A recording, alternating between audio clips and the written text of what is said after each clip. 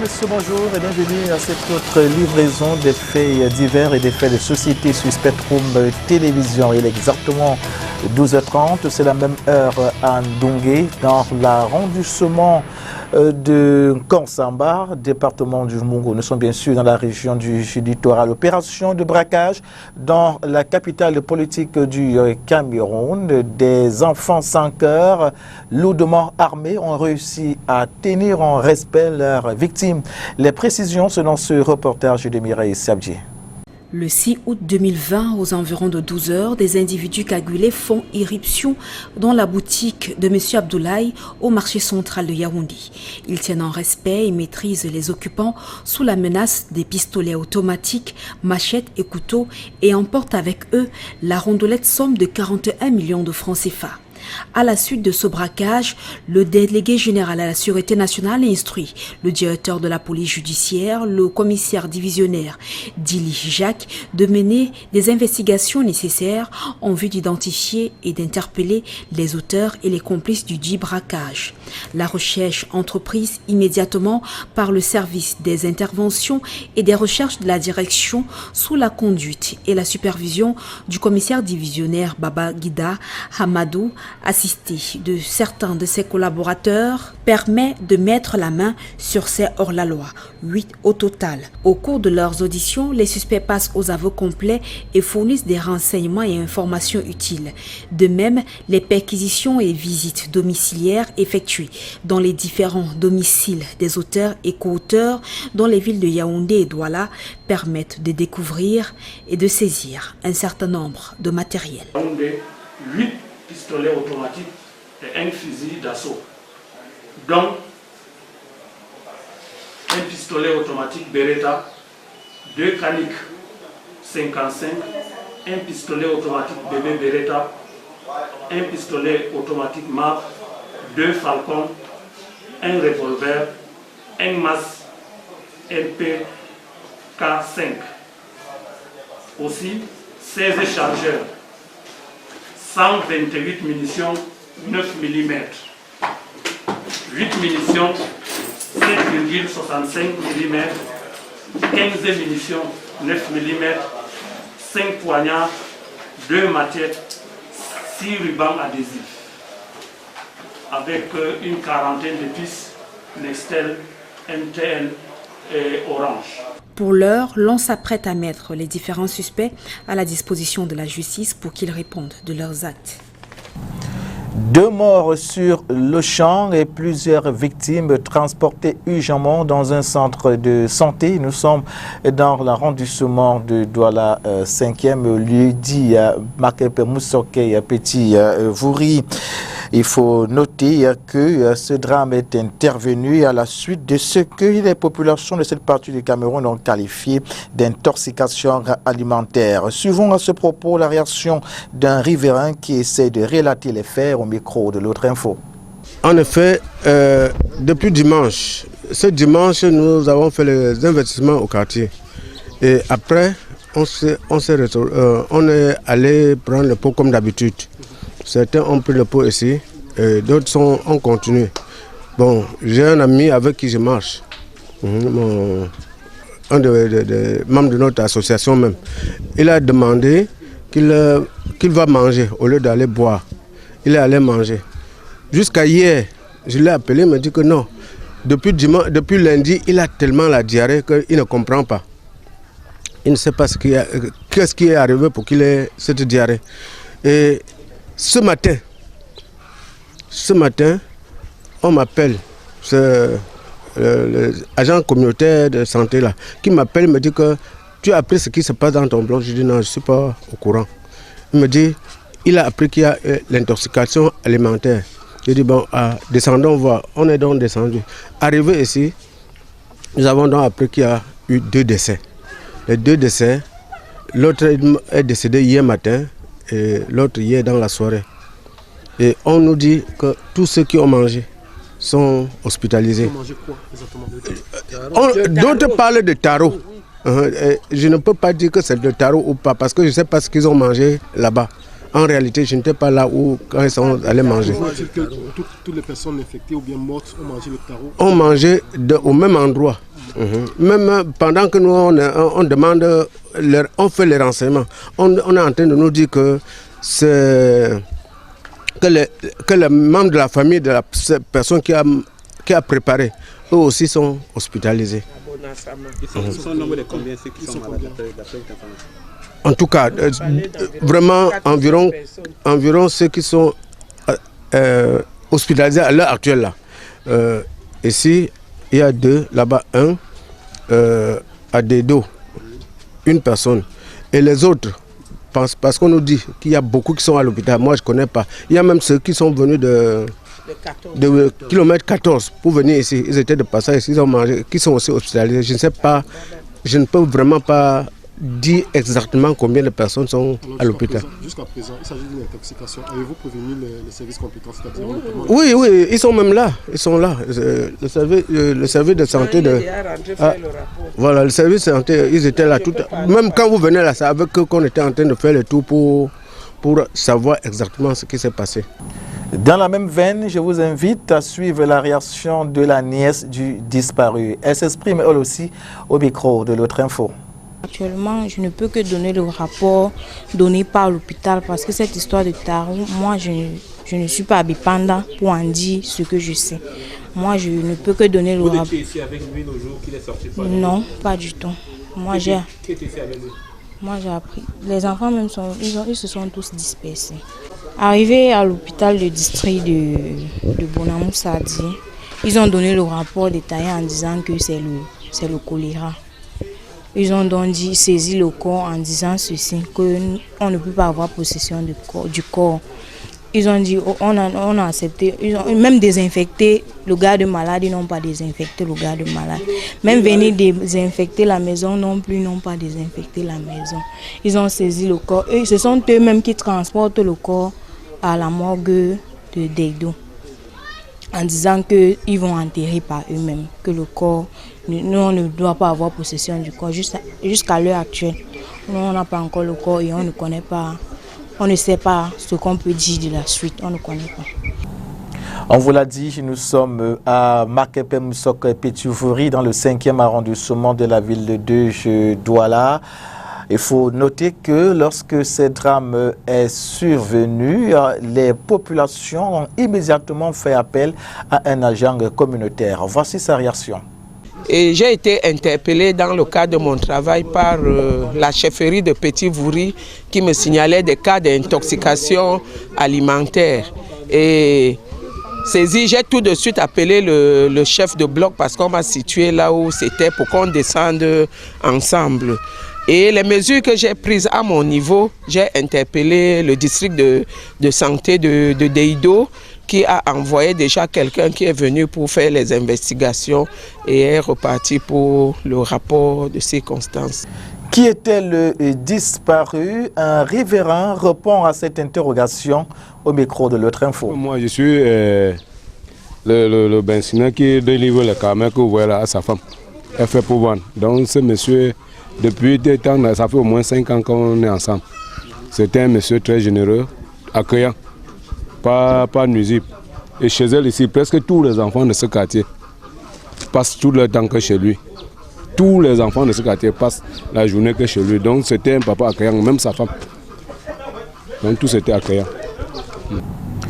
Toujours pas l'ombre d'un technicien de la route sur la bretelle menant à l'aéroport international de Douala et à Saint-Michel. Nous sommes dans le 1er arrondissement de la ville de Douala.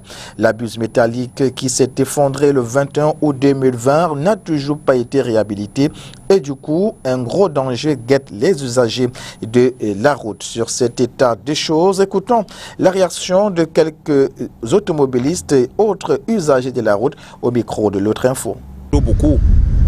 Pour une route qui part à l'aéroport, ça met trop beaucoup. Ça, c'est quelque chose qu'on devait faire là. Le même jour qu'on a trouvé que la route est cassée, on devait commencer le travail le même jour. Parce que c'est une route qui part à l'aéroport. Regarde maintenant, ça bloque les gens. Même moi-même, dernièrement, je voulais faire l'accident ici. Parce que les gens qui venaient, les gens qui devaient prendre le côté ici, ne connaissaient pas que la route est cassée. Tout le monde partait maintenant, partait que VF. Bon, c'est comme si celui-là ne connaissait pas que la route est cassée. Il voulait virer. et ça restait un peu, il devait cogner avec moi. Le gouvernement camerounais n'aime pas son peuple. Parce qu'une route qui entre à l'aéroport international de Douala ne peut pas se couper. On fait plus de 2 semaines sans pouvoir arranger. C'est malheureux. C'est vraiment malheureux. L'affaissement de cette buse métallique contraint les automobilistes et autres usagers de la route à emprunter une déviation et qui est pourtant un sens interdit. Un état de choses qui fâche ces derniers dont la plupart ne s'est pas empêché de traduire leur indignation au micro de l'autre info. Nous les écoutons. Quand on arrive ici maintenant, depuis que la route est cassée, ça part déjà 3 semaines. On est obligé de prendre sens interdit ici. On prend sens interdit, tu vois que quand on prend sens interdit, on retombe toujours que sur sens interdit. Et ça crée maintenant les problèmes là-bas. Ça crée le désordre et les problèmes là-bas. Ça peut même causer l'accident là-bas. Pour arriver chez nous, vous voyez, nous circulons au sens interdit. Toutes les voitures viennent au sens interdit, vraiment. S'il y a un accident là, qui prendrait charge? Les assureurs vont dire que vous avez roulé au sens interdit, il n'y a pas la route pour entrer à l'aéroport. Donc il faudrait que l'État fasse beaucoup d'efforts pour pouvoir remédier à cette situation le plus tôt possible. Restons dans le registre de l'absence des infrastructures routières dans la capitale économique Cap sur Douala 5e au lieu du rond-Poulain. Là-bas, la circulation est quasiment impossible du fait du mauvais état de la route. Les usagers de la route et automobilistes contraints à emprunter une déviation. Laquelle déviation également est dans un état piteux. Les riverains rencontrés donc par l'équipe de l'autre info condamnent le mauvais travail qui a été effectué sur cette route il y a seulement quelques mois. Voici les réactions au micro de l'autre info. On avait arrangé ça depuis 2 jours. Donc ça ne fait même pas 2 mois qu'on a arrangé. Ce n'est pas bon. C'est décevant. C'est décevant quand on pense que on paye pour ça. Souffrir dans de la boue pour une route qu'on a construite, ça fait pas 6 mois. C'est humiliant. Il faut qu'on arrange les routes. On souffre trop. On souffre trop. Qu'on arrange les routes. Nous sommes obligés de prendre les déviations pour pouvoir aller vite faire nos préoccupations, quoi. Un mauvais état de la route qui ne va pas sans conséquence entre mal de dos et accident de la circulation, voire embouteillage, qui dure d'ailleurs plusieurs heures, tout y passe. Quand nous achetons les motos, ça ne dure pas. Les routes sont toutes cassées. Donc les clients, on souffre avec les clients, les embouteillages partout. C'est ça qui cause les embouteillages ici. Mal de dos, courbature, embouteillage, retard. Les clients se plaignent tous les jours. Tous les jours. Je me demande bien s'il y a quelqu'un qui surveille ça. Tu fais facilement une heure ici. Tu t'es en charge de Gaulle pour tu fais 1 heure de temps. Alors que avant tu faisais 2 minutes pour arriver là-bas. Tu passes 1 heure de temps sur place. J'ai pour un chauffage. Je garde comme ça que la voiture refroidit et je reprends la route.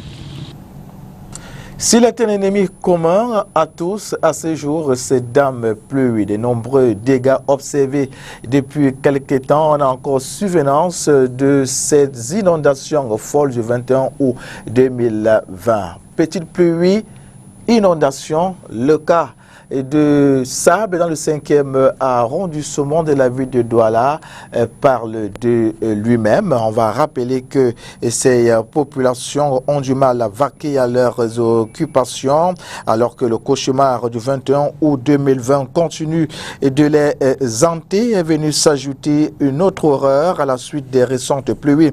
Une fois de plus, de nombreux dégâts ont été enregistrés. Pour les riverains, c'est un enfer. Voici à ce propos les réactions au micro de Jules pour le compte de l'autre info. Le drain qui ne passe pas depuis. Le pont qu'on a arrangé, on a fabriqué ou bien on ne sait pas ce qu'on a fait là, à Bonham Sadi, est très mal fait. Comment on peut faire un pont et on ne draine pas? C'est très mauvais. C'est très mauvais. Moins de pluie, il y a inondation. Inondation, c'était grave. On a tout perdu. Les choses sont remontées. Nous, on pensait qu'après la grande inondation du 21 août, le gouvernement devait faire quelque chose pour venir drainer.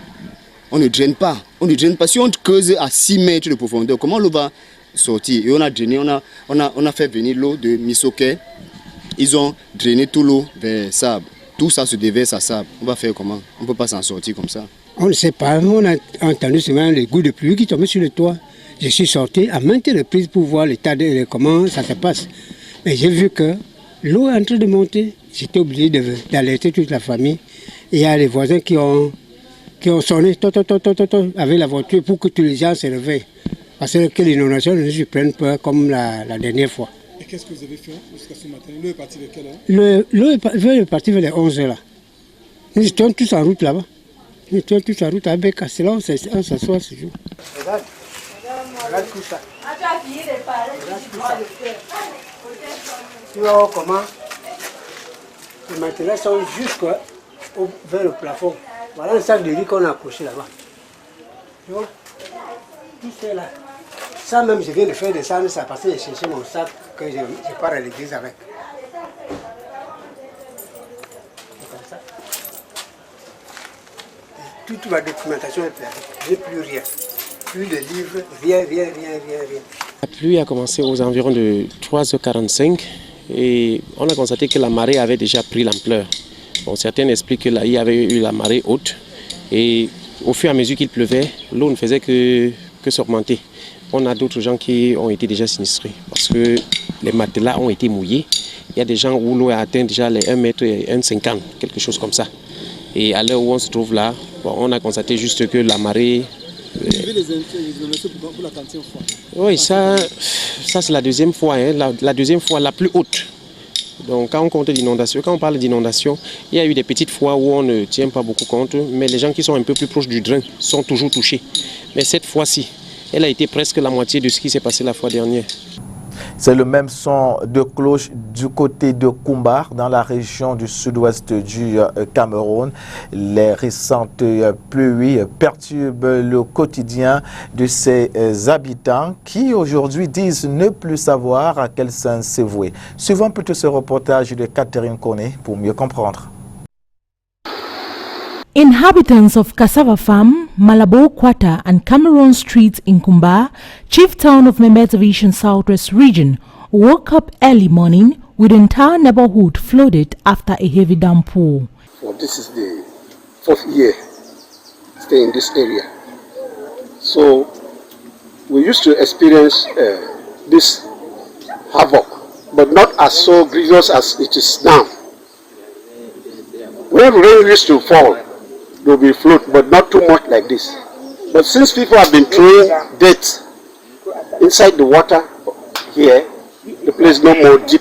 And when rain comes like this, the flood will come up right at the house level. Although no loss of human life has been recorded, one cannot rule out numerous material damage as far as household properties and livestock are concerned. So I've incurred losses here. You see that sugarcane farm there, everything inside the water. I planted yams there. Everything has been swept away in bags. There in bags. Everything has been swept away. And I've incurred a lot of losses because of this flood here. Why? Just mainly because when you look at behind me here, you see that there's a lot of palm stem that the water has brought. All this one causes the water not to go and to be floating. So are you saying that it's negligence of the council? Negligence of the council because they're supposed to put people to protect them from throwing dirt into the water. And this has caused this damage here. If you look, for example, the other area there. The inhabitants are urging the government to look into the drainage system, which they say is the main cause of the flood. And the tribal talk for council say, make the tribal see how caterpillar fit try to make this drainage, make water deep go inside. So that if in case when that water won't come, it not go fit come up because it be shallow. The water, the ground where they throw them, the way they throw them, it will make the place for water for pass, it pass. Now where the water now the flow on top. Direction. Yes. Simple way and say see how water enter. Right for window. If water fit climbs to reach for the window level, The heavy downpour took the inhabitants by storm, causing nearby streams to overflow their banks. It equally paralyzed circulation as these affected areas were completely cut off from the rest of the town. Voilà, c'est ici que nous mettons un terme à cette autre livraison des faits de société et des faits divers sur Spectrum Télévision. Nous serons terminés cette émission sans toutefois saluer le doigté de Gilbert Manguet qui a assuré la réalisation. Nous n'oublions pas nos monteurs Glazine Kameni et le maître de Banzolo. Les rediffusions interviennent les dimanches lorsqu'il est 18h30 et puis les mardis lorsqu'il est 16h. Ce fut un plaisir, mesdames, messieurs, et fidèles. Le programme se poursuit en temps réel sur Spectrum Télévision. Bon week-end à tous et à toutes. Au revoir.